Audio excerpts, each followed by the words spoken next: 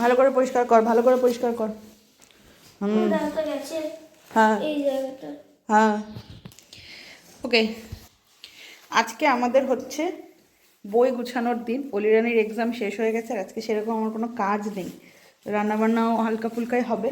তো সেই জন্য এখন সব বইগুলো গুছাচ্ছি, যেগুলো লাগবে টুকিটাকি এক মাসে হ্যান্ড রাইটিং রিডিং যেগুলো হবে সেইগুলো বাইরে রাখছি, আর বাদ বাকি সমস্ত কিছু ঢুকিয়ে দেবো। আমাকে হেল্প করছে, এই যে ওর স্টাডি টেবিল পরিষ্কার করছে। আজকে রান্নার সেই রকম ঝামেলা নেই। রান্নার ঝামেলা নেই বলতে মা বলল যে একঘেয়ে ডাল তরকারি আর ভালো লাগছে না, খিচুড়ি বানা নইলে অন্য কিছু বানা। তো খিচুড়ি তো দেখুন আজকে তো গত সপ্তাহে একদিন বানানো হলো, তো ভাবলাম যে আজকে একটু ফ্রাইড রাইস করে দিই। ওই ঘরের যে চাল আছে মিনিকেট চাল, ওই চালেরই আজকে ফ্রাইড রাইস হবে, তার সাথে ডিমের অমলেট ভেজে দেবো। ওই জন্যই আর কি রান্না একদম মানে ঝামেলাই নেই। ভাতটা বসিয়ে দিয়েছি, ভাতটা হচ্ছে, আর সবজি টবজিগুলো সব আমি কেটেই রেডি করে রেখে দিয়েছি। আর এই কাজটা না আমি অলিরানিকে শেখাচ্ছি, কারণ অলিরানি না প্রচণ্ড অগোছালো। অগোছালো বলতে গোছায় ঠিকই, কিন্তু ছোট বড়টা জানে না। তারপরে বইয়ের দিকটা আলাদা করতে হয়, খাতার দিকটা যে আলাদা করতে হয়, এই জিনিসগুলো ছোট ছোট জিনিসগুলো যেগুলো ও জানে না, তো ওইগুলোই ভাবলাম যে ওকে একটু শেখাই। তার সাথে সাথে একটু ঘরের কাজও ওকে একটু শেখাই, যে জামা কাপড় কীভাবে গোছাতে হয়, নিজে পড়াশোনা করে নেওয়ার পরে চকিটাকে কিভাবে গুছিয়ে রাখতে হয়। এই আমি অনেকের মুখেই শুনেছি যে আমার বাচ্চা করতে পারে না, আমার বাচ্চা করতে চায় না।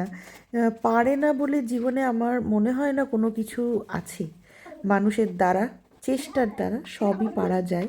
আর রইল বাকি আমার বাচ্চা করতে চায় না, আমরা যদি সঠিক সময়ে সঠিক শিক্ষা যদি বাচ্চাদেরকে দিই না, তাহলে কিন্তু প্রত্যেকটা বাচ্চাই সমস্ত কিছু শিখে যাবে। আসলে আমরা নিজেরাই অনেক ক্ষেত্রে ভুল হয়ে থাকি।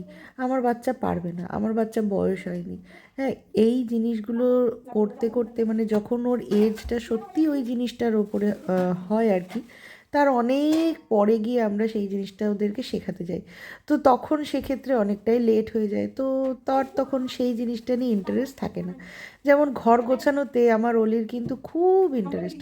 কীরকম বলি, ও আমার জিনিসগুলো যেভাবে আমি আমি যখন জামা কাপড় ইস্ত্রি করি, ও সেগুলো খুব ভালো করে দেখে। আমি যেভাবে জামা কাপড় গোছাই, ও ডিটো সেই রকমভাবেই জামা কাপড় গোছানোর চেষ্টা করে। তো সেই সমস্ত কিছু দেখেই আমি ভেবেছি যে অলিরানিকে একটু একটু করে ঘরের কিছু কাজ যেগুলো ওর দ্বারা সম্ভব, ওর নিজের কাজটাই ওকে দিয়ে শেখাবো, যাতে ওর নিজের বই গুছানো, ওর নিজের জামা কাপড় মেলা, ভাঁজ করা, এই জিনিসগুলো নিজেই করতে পারে। আমাদের দুপুরে খাওয়া দাওয়া কমপ্লিট করে আমরা 4টের সময় বেরোলাম বলতে আজকে হচ্ছে ওই দিক থেকে উঠবো। আজকে হচ্ছে কৌশিকের জন্মদিন, তো যেহেতু মানে সন্ধ্যাবেলা তো মাকে রেখে যাওয়া যাবে না, তো এই টাইমটায় মা এখন ঘুমায়।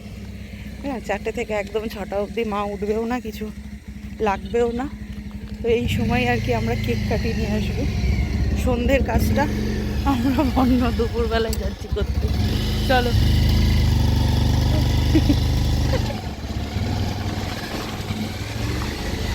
কি আর করে সুরভি, কেকটা নিই, কিছু করার নেই, যখন যেরকম তখন সেরকম করতে হবে। হ্যাঁ, তো কিছু করার নেই। যাই হোক, এখন ফার্স্টে কেক নেব। কেক নিয়ে এই দেখবে স্বর্গে তুলে দিও না। আরে বাবা, তো ফার্স্টে যাবো হচ্ছে কেক নেব, নিয়ে তারপরে যাবো। এখন ওরা হয়তো সবাই ঘুমাচ্ছে, কিন্তু কিছু করার নেই। কৌশিককে আমি সকালবেলা একবার বলেছিলাম। এইটা হয়ে যাবে, এইটা হয়ে যাবে। আচ্ছা, তারপরে তুই তো হাতই লাগাস না, চল না। বাটারস্কচ ফ্লেভারের নিয়ে ধান্দা মহিলা ধান্দা খুঁজতে বসে গেছে। ধান্দা মহিলা, এখন কিছু হবে না, এখন কিছু হবে না। আমরা কেক নিয়ে নিয়েছি, এখন কেকটা প্যাকিং হচ্ছে। কেকটা অলির মারফত রেখে গেছে। কার বাচ্চাটা যদি ঘুমায় না, তুমি একটুখানি সবখানিটা কম করো। একদিন নইলে উঠলো। এই লাইটটা না জ্বলছে না। এই যে আমাদের কেক, আর এই যে আমাদের বার্থডে বয়। উফ, নতুন বাবা। এই না, ও রোগা হয়েছে গো হুট করে, তো তখন বুঝতে পারছিলাম না, এখন গেঞ্জিটা পরে বেশ অনেকটা ওয়েট কমেছে। বাহ, মানে সেই পুরনো কৌশিক চ্যাটার্জি চলে আসবে নাকি?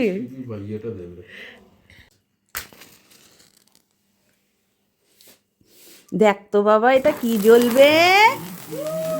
Happy birthday to you, happy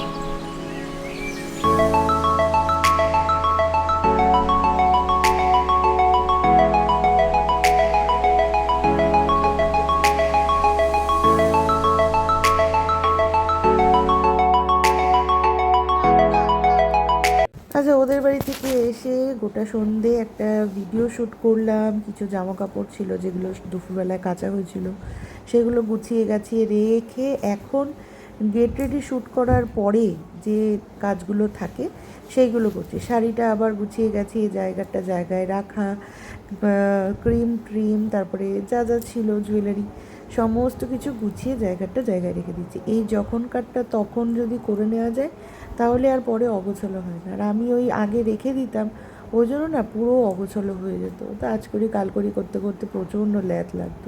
যাই হোক, আজকের জন্য ভিডিওটা আমি এই অবধিই রাখছি। দেখা হবে কালকের একটা ভিডিওতে। ততক্ষণ সবাই কি আর করবেন, ভালো থাকবেন, আর ভিডিও ভালো লাগলে একটা লাইক করে দেবেন। তো আজকের জন্য টাটা, গুড নাইট, বাই।